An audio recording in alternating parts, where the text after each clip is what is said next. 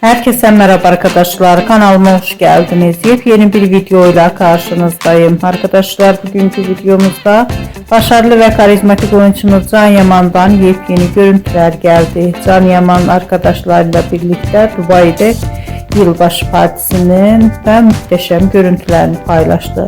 Ben de bu görüntüleri sizler için YouTube kanalımda video halinde sunuyorum arkadaşlar. Umarım beğenirsiniz. Videomu beğendiyseniz kanalımı izlemeyi ve bildirimleri açık tutmayı unutmayın. Şimdilik benden bu kadar olsun. Yeni videomuzda görüşmek üzere. Hoşça kalın.